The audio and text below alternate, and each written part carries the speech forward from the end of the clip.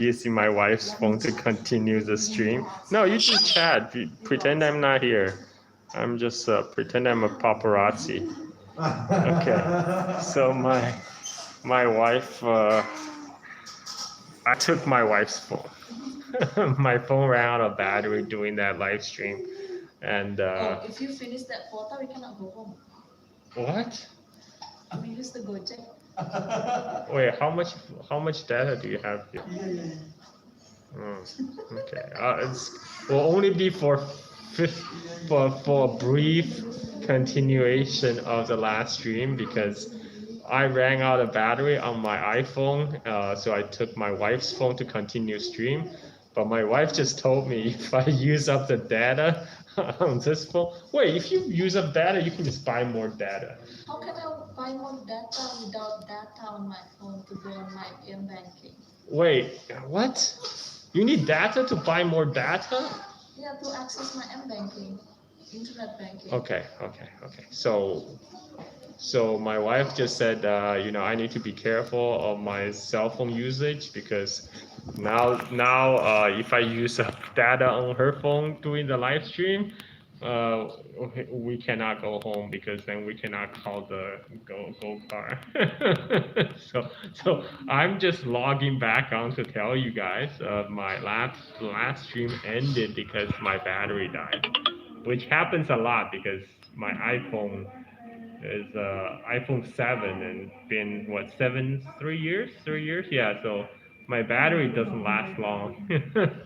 I think it's by design. Anyway, this is let me show Kai Xin. He's much cuter than I am.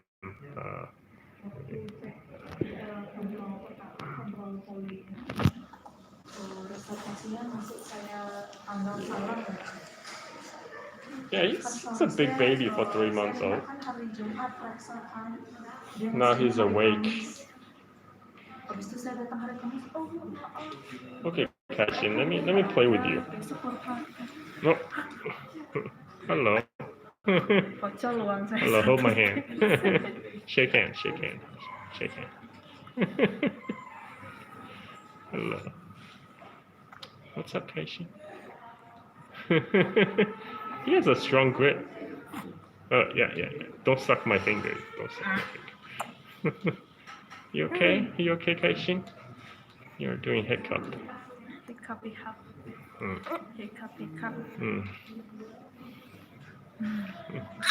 Oh, he's happy. Okay. 跟爸爸讲中文好不好啊？跟爸爸讲中文。以后我们两个用中文讲悄悄话，你妈听不懂。So I just told my son Kaishin that later we can speak Mandarin as our secret language. A secret language between us. It'll just be between us. I'm not like you who is so slow learning language. I pick up so fast. Does he have an Indonesian name? Well, he's a Wayan. Because he's number one. He's the number one song. In Bali, they go by the birth order. So the number one is Wayan. So he's a Wayan. You Wayan. Hello, Wayan.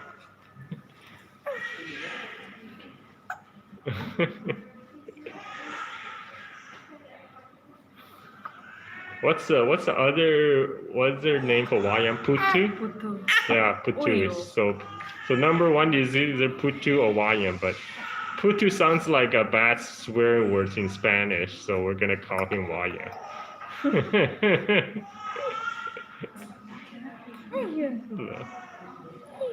Yeah, but everybody just call him Kai, even his grandma. Little star. He doesn't have much hair though. When I was his age, I have a full head of hair. But we're gonna shave his head on his 3-month ceremony. 6. What? 6 months now? Yeah. Okay, so he's gonna keep his hair for another 3 months? Okay, well, he doesn't have much hair anyway. Yeah.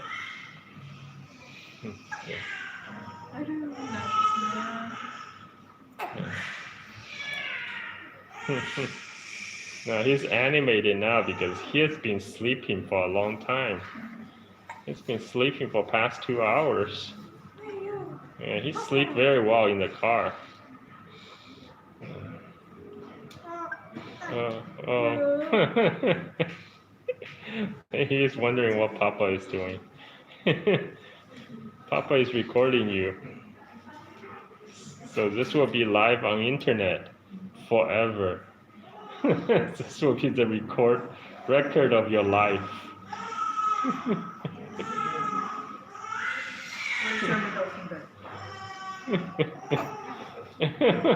What?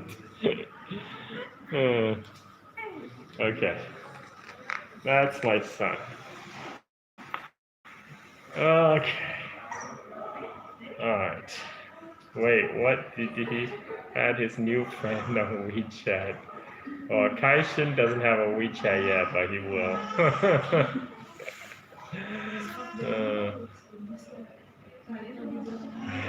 So, okay, so I'm probably just gonna do this stream for another 5 minutes. Ask me any questions. I'll try to answer in next 5 minutes. This is your chance.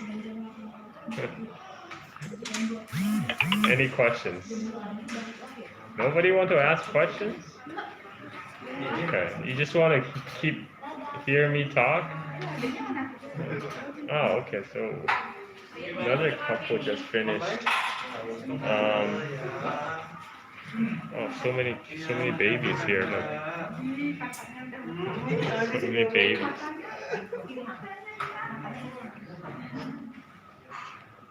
So we're all here for our babies.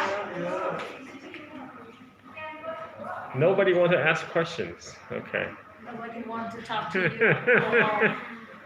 You guys rather just me talking, having a monologue?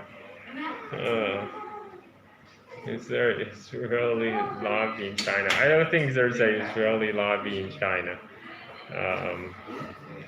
You know, I mean, I mean, like, I'm sure there. No. The answer is no. That's not how the Chinese government works. You know, in U.S. we have the government is run by interest groups. China function a little bit differently. So maybe I'll talk about that on how the Chinese government works in one of the episodes of the Silk and Steel podcast. Any other questions?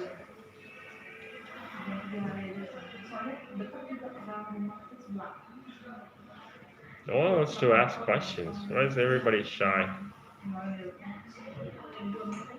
Yeah, Israeli influence, sure, but no Israeli lobby. That's you know, there's no like lobby in China.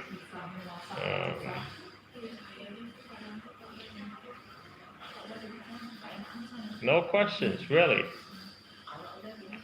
Okay, let me just turn the camera around so you guys can see my surroundings.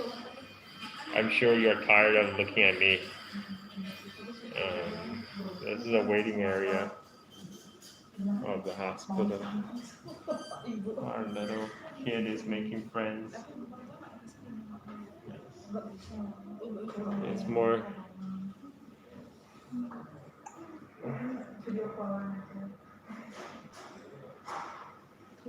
Okay.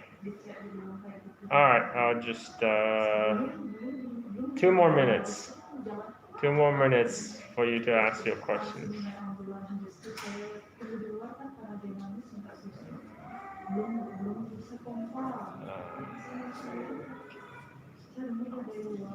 I think there are more stories about Israel in 1990s because I was in China in 1980s. I don't remember too much stories about China and Israel. But maybe I didn't read enough. I don't know. I was a kid in 1980s.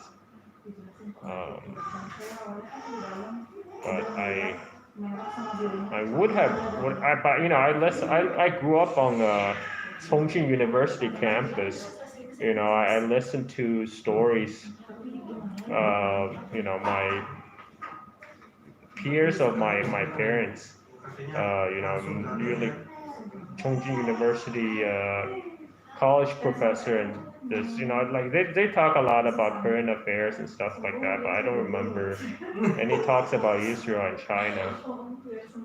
Because in 1980s, you have to remember, 1980s, China does not have diplomatic relations with Israel. China didn't recognize Israel until 1992. In fact, in 1980s, when I was growing up in China, when we open up television on CCTV, we see Yasser Arafat all the time, because Yasser Arafat was making a lot of visits to China.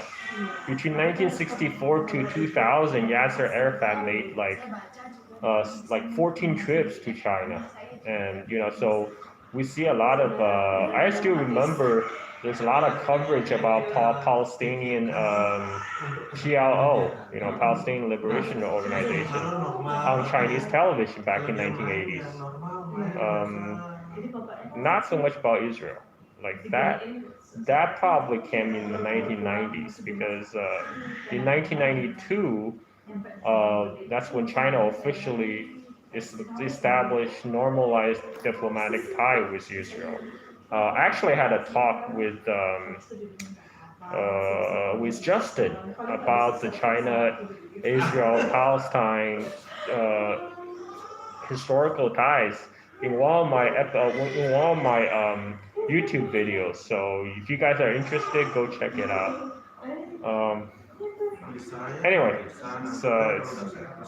I've been running this stream for a while now. It's over an hour.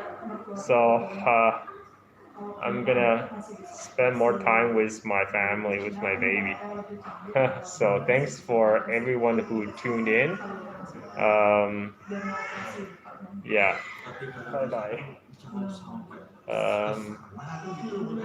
Yeah.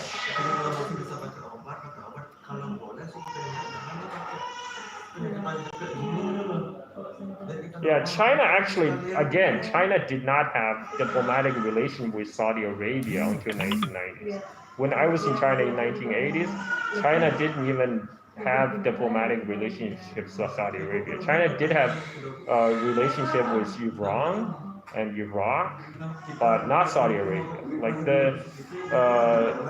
Israel, Saudi Arabia, all these countries, China only had officially established diplomatic ties after 1990s because in 1989, China was putting under sanction after Tiananmen Square. So China was trying to break through the diplomatic isolation. So in early 90s, China went in a diplomatic offensive. And that's when China started to establish normalized relationship with a lot of, I would call, reactionary regimes. So we're talking about South Korea, we're talking about Israel, we're talking about Saudi Arabia, we're talking about Indonesia under Suharto.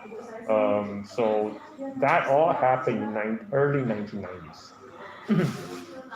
You can look up. I mean, like I know I was a child in 1980s, but I have a very good memory. I remember. I'm like an elephant. I remember everything. So anyway, thanks guys for tuning in. Next time. Bye bye.